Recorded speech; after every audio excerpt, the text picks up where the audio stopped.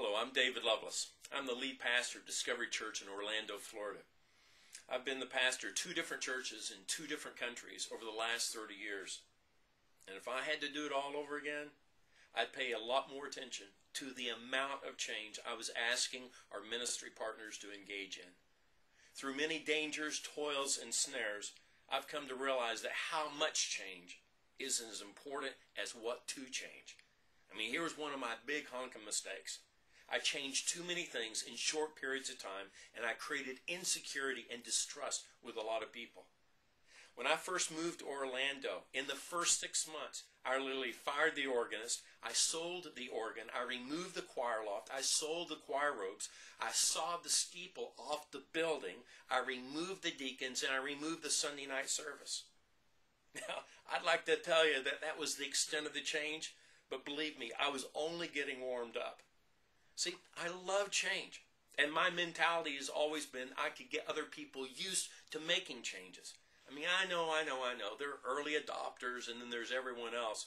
But I really thought I could lead everyone the same way. I mean, after all, doesn't the Bible say that God's mercies are new every morning? Well, I just feared then everything else should be new, right? But see, I was wrong, and I paid dearly for it. Now, there was no evil intent on my part. I wanted to help. I wanted to follow the cloud of God and help lead other people in that same process. But I believe that for a period of about 12 years, I made far too many theological changes, strategic staff changes, and it really, really affected people. And I didn't get it. Someone that's really mentored me in this and coached me well has been a man by the name of Jacob. Jacob was a man who loved change. He loved to accomplish things. That was the bright side. The downside and the dark side was that he also knew how to force situations and people to his advantage. That's why he had so many broken relationships going on in his life. It took years for God to be able to kind of smooth so many of those rough edges off his life in order for him to be able to lead as the patriarch of the 12 tribes of Israel.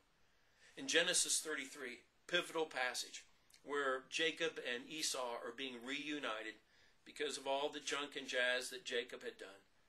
Here's what Jacob said to Esau. He said, "My master can see that my children are frail, and the flocks and herds are nursing, making for slow going. If I push them too hard, even for a day, I would lose them all. So, master, you go on ahead of your servant. While I take it easy at the pace of my flocks and children, I'll catch up with you." Oh, that must have been hard to say. But see, I've realized, just like Jacob, I've spent more of my life as a driver than as a shepherd of people. In fact, I got up and repented one particular weekend to the whole church, that I had been far more concerned with the accomplishing of the vision than I had of the people themselves. That was tough.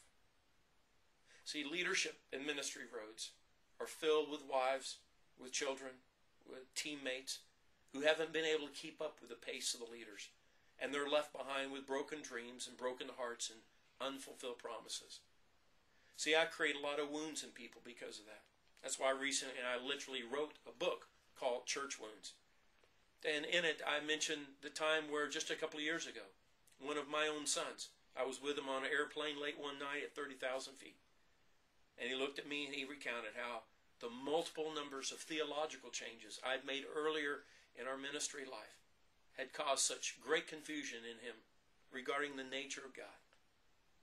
That was one of the toughest conversations to have. Let me ask you, are you a person that's more concerned with outcome than with how you achieve the outcome? See, that's really key. It has to do with pace. It's not the size of change, but it's the amount of change that's going on. So what are some of the things that I've been taking with me along this change journey that I've been on that I use these days? Number one, I ask, is this the right change? You know, am I making a wine change when a wine skin change is needed? Or am I making a wine skin change when a wine type change is needed? Number two, is this the right timing? Write out the number of changes that you have made in the last 6 months. Perhaps you haven't made any, and it's time to make some. Or perhaps like me, you've made far too many, and you need to ask some other people around you about what that pace is felt like with them. Number 3, are the right people involved in the change? Earlier stages of my leadership life, I made far too many changes as a solo act instead of collaborating at the maddening rate that I do these days. And number 4, is this sustainable?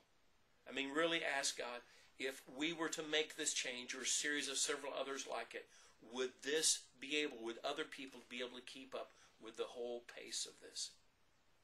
This is a vital issue now more than ever before, with all the changes that we are all feeling pressed upon to be able to make and to be able to facilitate. But as I've been learning this lesson, Discovery Church has been on a remarkable and a memorable run. But it's been through many dangers, toils, and snares that I've come to realize that how much change is as important as what to change.